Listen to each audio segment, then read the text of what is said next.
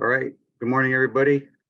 We're going to be going over the TDSS line. Many of you, I'm going to assume, have already been using TOUGHDOG, the other line, and maybe some of you already use TDSS. This is the NDAA compliant, but you could also use it for whenever you want. It doesn't necessarily mean you have to only use it when you need to be in compliant.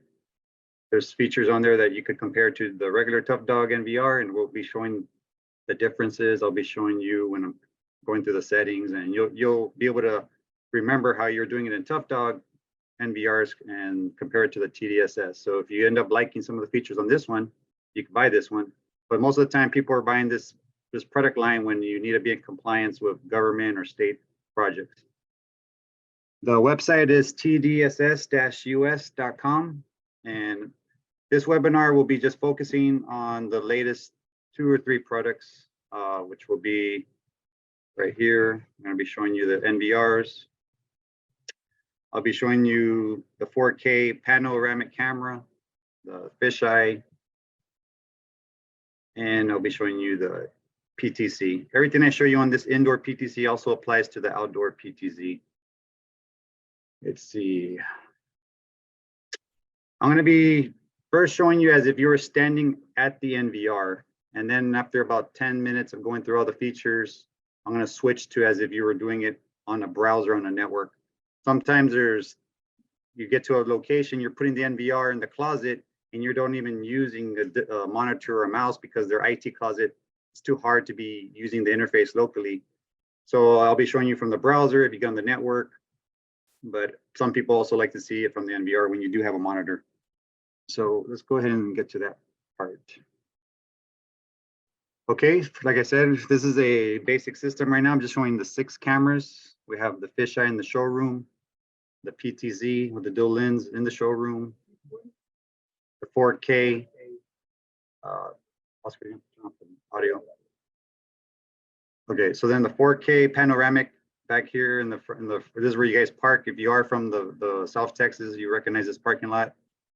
I'm going to show you the varifocal zoom bullet camera here. Oops. And I'm going to show you how this camera also, this is a PTZ. We've had this for a while, but it's out on the solar pole that's outside. And you'll notice that it starts tracking and moving around. And I'll show you, maybe our vehicle will pull up and I'll start tracing it. The menu, you right click and you have all these options. I'll start from the top menu, put in our pattern. The first thing you'll see is the button on the left, that's camera. This is where you start configuring it. By default, obviously brand new, all these blue these play buttons are going to be grayed because you don't have no cameras.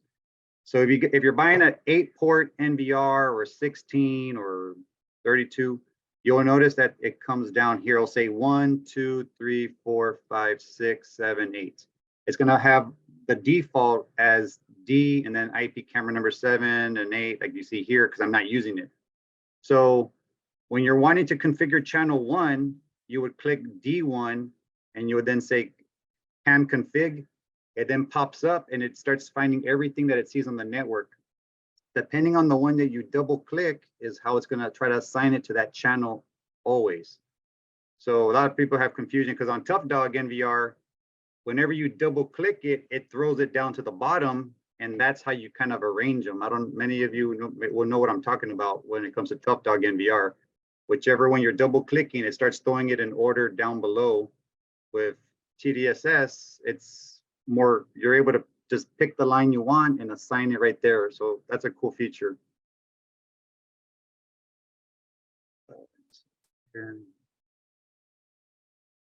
So in other words, these cameras, these 6 cameras, I configured them line by line by clicking here, and then I was double clicking the one I want. So as you see, it has the 83 IP. It's because I scrolled the list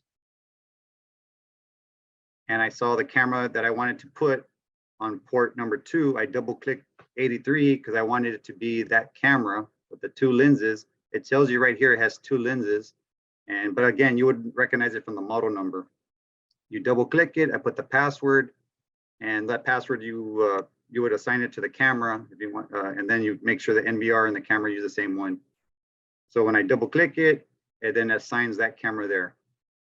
So I left these two on purpose empty to show you what I mean. So you see number 7 and 8, they're empty, right? So I'm gonna go menu. So here, if I wanted to assign a camera, I would click here to port channel 7. And then you scroll the list and then you add a camera.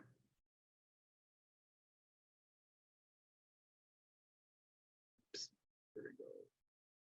I could try to add another camera, but I'm just gonna, did you get the point? What's cool about this, the moment you rearrange it, like if you want to drag it over here, and like, you know how sometimes you put the cameras all together and then your customer starts saying, hey, I want to have it in a different order. All you do is drag it. And when the NVR reboots, it's going to always remember the last way you left it or your customer left it. They don't have to, on TOUGHDOG, you have to do the right click. You got to go to sequence and then you got to do all these check marks. And some people thought that was difficult. So it's up to you. Like this is more, to me, in my opinion, this is more easier when it comes to the customers that have the NVR putting out to a TV and they always want to change the order. You might want to use the TDSS because it's so easy, like just to move it around and it stays that way whenever it reboots or whatever. So that's one of the features I liked about this line. Let's go through the menu again. So like I said, there's all sorts of, I mean, this webinar could be as detailed or basic, but there's all these buttons. You go to encoding, defaults are usually going to work for you, especially if you're making it all the same camera line brand. You can try to play with other ONVIF cameras. This is where you need to tweak and change things around. If you think a camera is using old ONVIF protocol, sometimes if it's like the old style, you need to like put less frame rates to make it not freeze as much. This is where you would use encoding, audio. It's very self-explanatory. Some of the cameras you have out there, third party or ours, you could use a mic that's external. Say you have a camera that's up on the ceiling and you want to now have a microphone that's like now in the desk so you could hear the conversations of the retail. You could run a RCA type of microphone, get power to it, plug it into the camera, and you just switch it here from line, or do you want to use like the camera that's, you'll get different options if the camera has it. Snapshot is when you're on history, you're able to like put the mouse over the timeline and it sometimes creates these snapshots. OCD is where you start naming the cameras. Here you'll see that I named them fisheye, PTC wide. And then this one down here is PTZ zoom. It's the same camera that has the 2 lenses. And as you just name them here, and just I recommend you put names. That way your customer is not going crazy when they're trying to look for history and you left them all at channel 1 through 16 and then they're having a hard time remember. I see a lot of you technicians leaving names by default and not changing the names. So make it easier for your customers. I just come into OCD and just change all the camera names.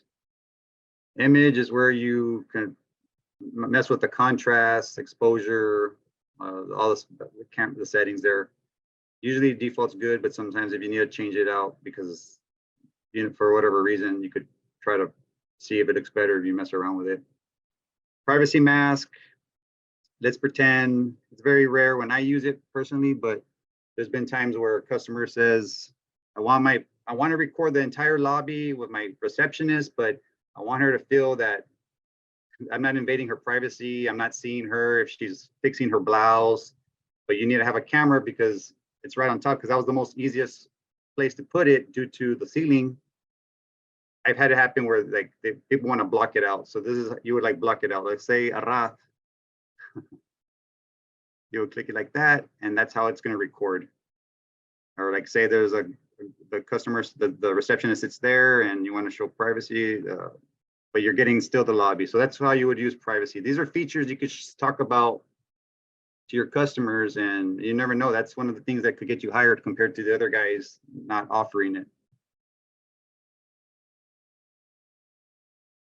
PTZs is where you can make presets. You would go to the camera that does have PTZ capability.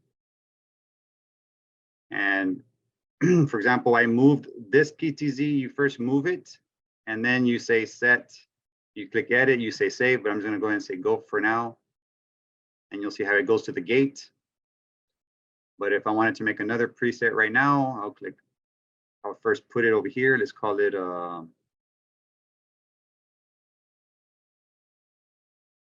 something basic, grass. I'll click edit.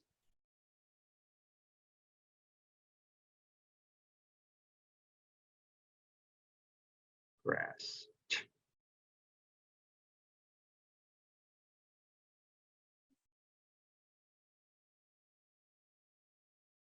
All right, it's there.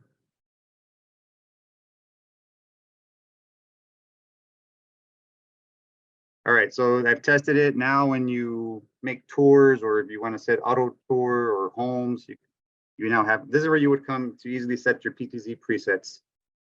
I'm just going down the line here.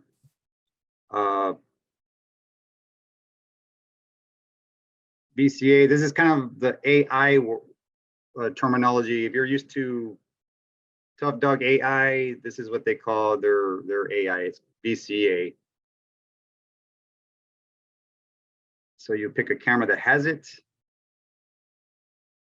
In this case, we have the PTZ in the showroom. And we have this line here, and we set up alerts where if George wants to get alerts if someone comes in after hours, he gets the alert on his phone. And this is where you would play with that.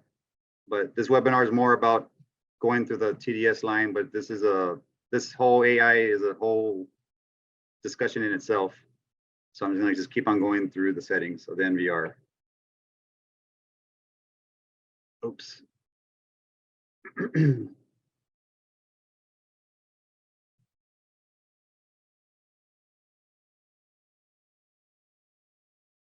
This is where you could search based on AI rules, vehicle search, if you had an LPR camera.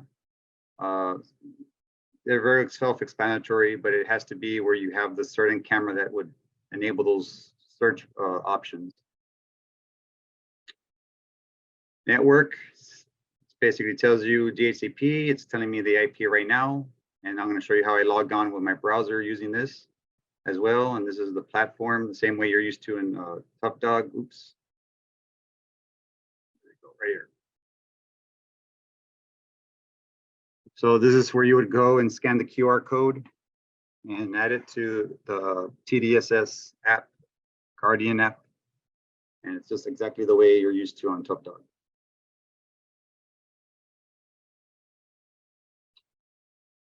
System is, pretty much the same way, time and settings for users, usernames. This is like if you have a point of sale, you could tell it where to put the text interface. Point of sale integration is a whole discussion all in itself. Long webinar, since there's just so many point of sales out there that each point of sale machine, you got to look up the manual and got to tinker with it, but it does also do point of sale overlay.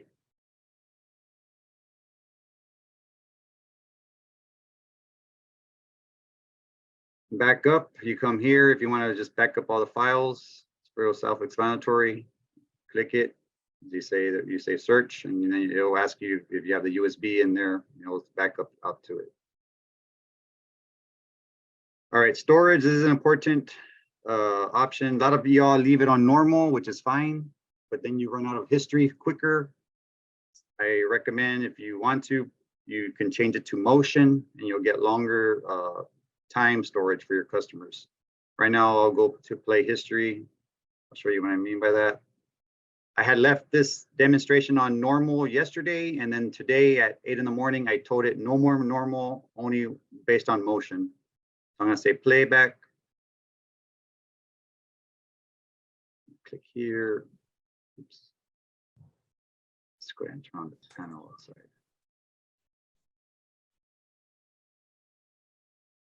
So it's all normal, but that shows me that there's a lot of activity when there was no motion. The red lines is motion. So it's really up to you to be wasting all that gigabytes on normal. If you really want to record every little pixel that is so far away in case normal is good if you really want to record down the street that is so far away in a neighborhood and you know that's so hard to pick up the motion, then you should enable normal on certain cameras.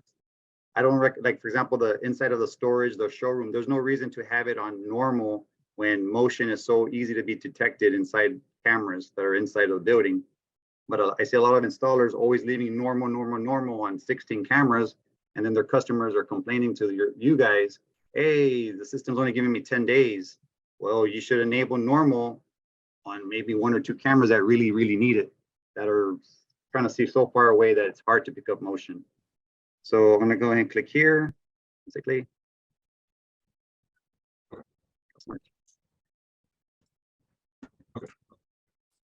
Okay.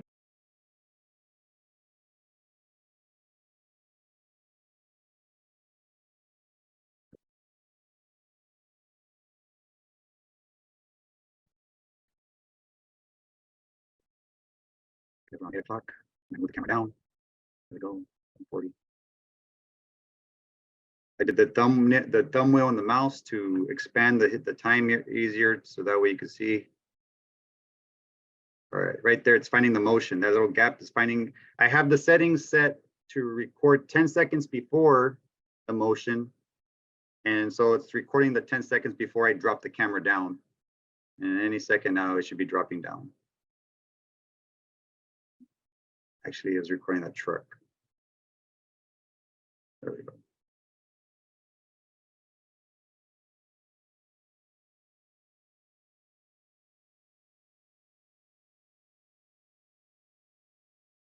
Okay, so let's go to that area. Storage. So you say here, pre-record. I want it every time, like if there was a truck that pops up, it would have recorded. It has the capability to look at the RAM that the video had in RAM, which is pretty amazing. And then it says, okay, we're gonna now dump that to hard drive. So there's 10 seconds before the motion, and then after it sees a little bit of motion, it will record continuously for 60 seconds. That's one way to give your customer longer storage compared to you leaving everything on normal. So you see here, I have it set now just to motion, but you could add, if you wanted to have both, you could add like, you could say you want to have normal and motion.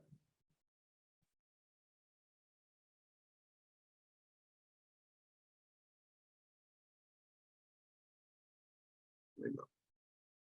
And then you just assign it, you could assign it at the same time frame. So here I'm saying I want motion normal, and then I say I want motion also from midnight till midnight normal, and then midnight to motion. But you could also say, you know what, only normal from midnight till 6 in the morning.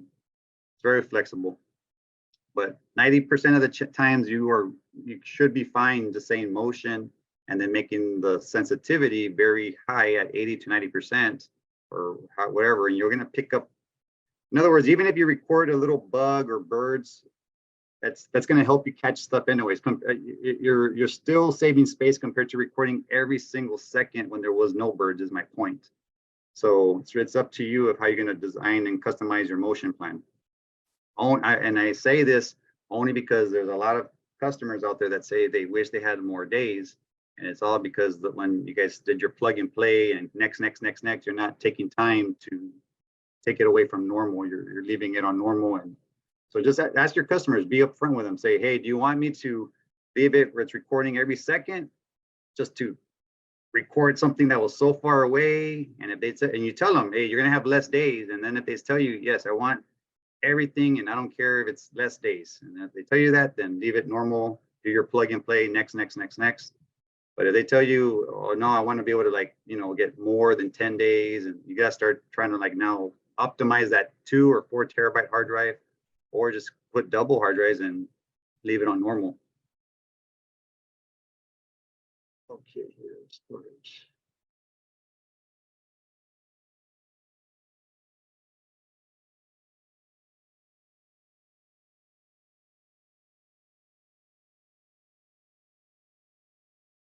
This is where you see your hard drives.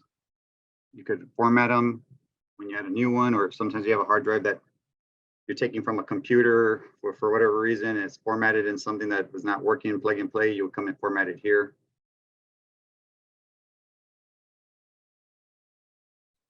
You can make disk groups. Let's say you put 2 hard drives, one 4 terabyte and another 4 terabyte. And you have a customer that's saying, oh, I want to have like 3-6 months. And sometimes it's hard to guarantee that. But a lot of times you just got to tell them or ask them, well, you know what? I know you have 16 cameras, but in reality, which camera do you really need to go back on in case crap hits the fan? And they'll tell you sometimes, okay, parking lot and maybe my lobby where there could be complaints from customers. You could put 1 4 terabyte and you could now enable groups, and then you're able to say the front desk and the parking lot are dedicated for 4 terabytes. All of a sudden, 2 cameras have 4 terabytes. Now the other 8 cameras can share the other 4 terabytes. They'll have their 30 days, and all of a sudden that front desk camera now has tons and tons of history. A lot of people I see don't take advantage of disk groups. So that's a feature that even TOUGHDOG has, not only just TDSS, but you got to just play with it there in your lab office, and you'll see what I'm talking about. All right, so you come to alarm, and this is where I'm saying about the sensitivities. You can make motion super sensitive to 80%, 98%. And again, like you just, okay, yeah, so then alarm, it's the same way on TOUGHDOG. If you notice on TOUGHDOG NVR, you would click alarm, and then on the left, you would say video detection. Well, it's the same thing. You click alarm, and it puts motion here already selected as the #1 thing. Like TOUGHDOG, it's not automatically. You have to click alarm, then you got to look for motion detection halfway down, and then you click it. Here, you click alarm, it's motion right there up on top right away. So I recommend if you're taking away normal and if you're relying on motion, go through every single camera, have your technician or your helper or the customers with you while you're sitting down and near the NVR, have them walk around all other 15 cameras or 8 cameras, make them go to the edge of the street. And if you see them, if it's flickering and triggering, then you're pretty much set with your motion detection plan. And then you could start cropping out what you don't want if there's a scenario like that. Like say there's an expressway. Let's say George is like, hey, I want the most storage only once people come in onto our parking lot. Then I would say, all right, let's start cropping out the back. But in this case, we want to record everything. But you might have a customer, like I had many customers where their parking lot is captured, but they're right on the expressway, and all day long those cars are passing, and I would always have to crop out the expressway. I would always crop out the expressway. I would maybe leave the frontage road a little bit, but again, the systems out, the TOUGHDOG, TDSS, you put pre-recording 10 seconds, 20 seconds, and it will literally, even if you're blocking out the frontage road, but yet once they hit your parking lot, it will record the clip when they were on the frontage road. So that's how you optimize your settings to get the most storage for your clients. And then you get the reputation of, they'll start spreading your reputation like, hey, these camera guys, they get all how much space I got. Look, I could go back 3 months, and then they're hanging out with their friends, and then their friends are opening up their phones and they're like, man, I only get 10 days from my camera guys. So there's little things like that, how you make your reputation, get known for designing and programming systems the right way. All right, so that's under motion. I mean, I could go through all the cameras, but I'm just trying to get through the webinar so you guys can get back to work. Tampering is the camera will have a sensitivity to know when it shifts, like tampering think about it. There's cameras that are mounted, and sometimes like a burglar will put a trash bag or spray paint. This tampering allows detection of that, and it could send the alert. So that's tampering, human body detection. So you just play with all these options. Some of them won't apply to some of the cameras we have on the demo right now, but as you can see, there's a lot of full feature list here.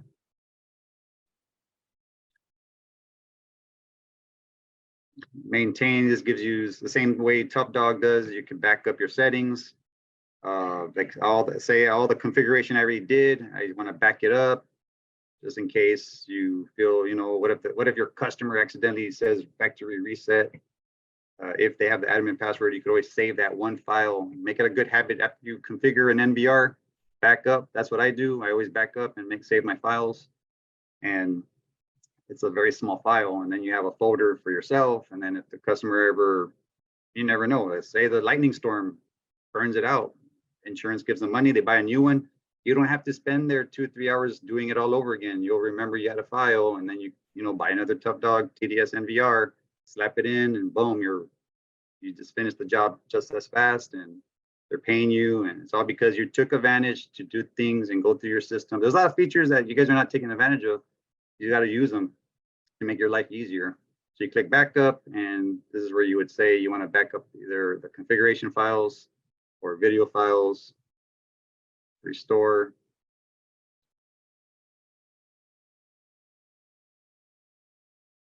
Here.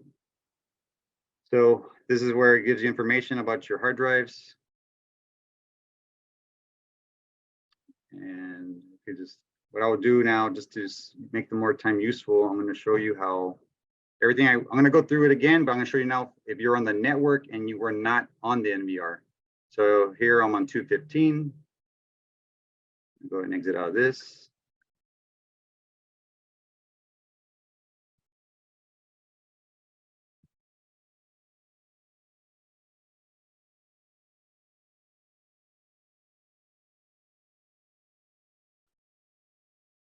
All right, so you could put this the IP shortcut link on your customers' computers. I like the TDS browser interface a little bit more than the TOUGHDOG because it's a little bit easier, but let me show you why. Usually it pops up when once you click the play button here, it works without really having to install some codecs. Like it's telling me that I need to install the codec. Let me just click on this one that doesn't have audio. There we go. All right. So even though it's telling me that I need to install the codec, it still works. Somehow it's more user, it just works without having to always install the codecs. So again, or to click here, you want to get to the PTZ menu, you click here. Oops. Okay, that's probably going to need a codec. Let me get out of here. That's still working. But the main thing I wanted to show you was managing the NVR from there. You'll click setup. If you don't have a screen to know the IP, you would open up the software called Easy Tools. I'm going to open up mine, but you're going to probably see a lot of IPs out there.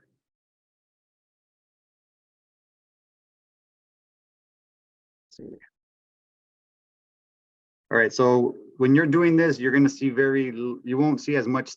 Remember, we have tons of cameras in the tech room all over the place. So the main thing is you would see that on your laptop while you're at your customers, and it will tell you, hey, it's the NVR.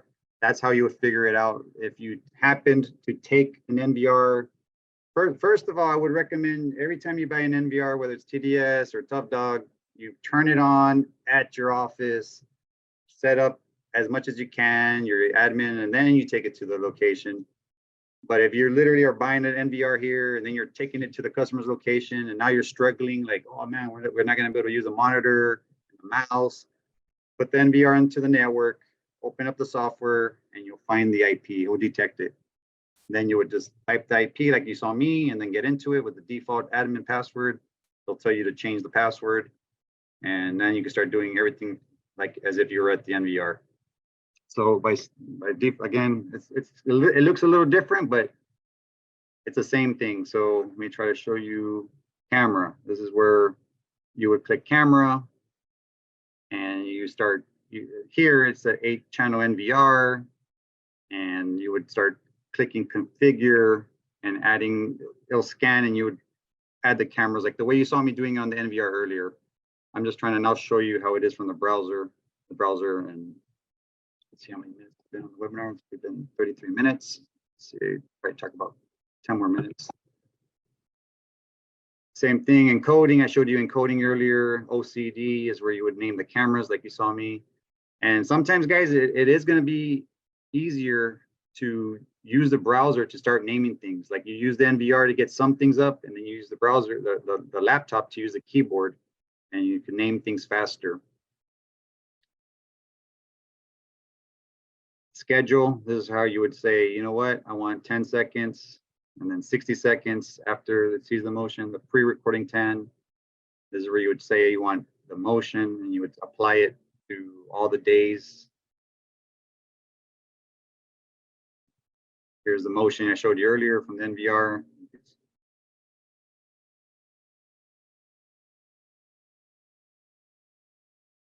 Say we're going to start clearing it all and drawing. Looks like there's people showing up right now to buy some NVRs.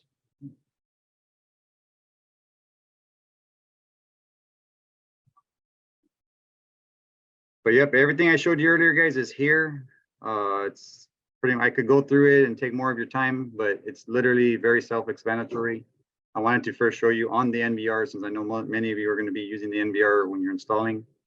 But everything I show you here is all, there's the tampering I mentioned earlier. If you enable it, in this case, we don't have it enabled because I have the camera temporarily outside the window. But you could turn on all the features and play with it in your office, get to know the system. That way you truly are feeling confident when you take it to your customer's location. Try to learn as much as you can in your controlled environment. Go through all the settings, like I said. And you'll pretty much become a TDSS master, like just the way you guys are a TOUGHDOG expert at installing TOUGHDOG line. Let's see what else here I can show you. Yeah, again, everything's pretty much self-explanatory. It is important, guys, that again, that this is a this line of products is available, as Joey said, that not only for NDAA compliant projects, but also for any type of projects. The price point of these cameras, the quality, the features are very competitive to what you're used to with the TOUGHDOG line. So it's a great line that's available. We have basically everything that you could see on our website in stock, and as you could see, also it's very easy to navigate as well. And it's got certain things, certain features that are different. Sometimes they might seem easier to you. They might seem maybe a little more complicated to you, but it's just matter for you to just get with it and play with it. And if you have these type of projects where we where NDAA product is required, and you need to use this product and you haven't used before, you haven't used this before, I recommend you to as Joey said, to get it before, put it in your bench, test it, play with it, and then deploy it out there. We've added a bunch of products into the TDSS line, and as Joe was saying, we have these panoramic cameras. We have the dual lens PTZs, which I think they're great because these dual lens PTZs will allow you to keep an eye always on an entrance or a specific area of concern, and will allow the actual pan-tilt zoom camera to do tours and go around without distracting the main one from the main object, right, or area. So we also have a deterrence camera now in TDSS line. It's only 4 megapixels. It does not have the blue and red lights, but it's got the white LED strobe that can function just as well. It has a dual two-way audio, dual mic, speaker, and again, basically everything that you will find on the TOUGHDOG line, you could find it here on these lines. So we have updated the website as much as possible to try and give you, every single detail that you might need from this line. If you need to download the TDSS Guardian, which is the I don't know if you showed that, Joey, the TDSS Guardian on your laptop, which is the BMS for the TDSS line. You can download it there.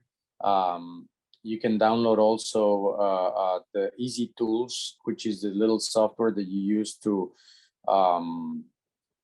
detect the cameras, the one that Joey was showing you. And also it can direct you to the TDSS Guarding phone app. Okay, that's the app that's going to help you control the cameras. One more thing too that I want to tell you about all these cameras is the fact that these cameras are plug and play. Seems like right now we are about to release the 100% compatibility plug and play a function or a feature with the TOUGHDOG cameras to our cloud service. But these TDSS cameras are 100% compatible with the cloud, and you don't need a gateway. You don't need an additional device for these to be connected into our cloud. These cameras can just, you can just go into the web interface, go to the registration, copy that registration number, and bring it into our cloud for cloud storage, for redundancy purposes, or if you want to make one of these cameras AI camera and add a layer of, let's say, LPR or face recognition or fire detection or a specific object like hard hats or specific animals. If you have these in a particular area where you want to be notified if you have some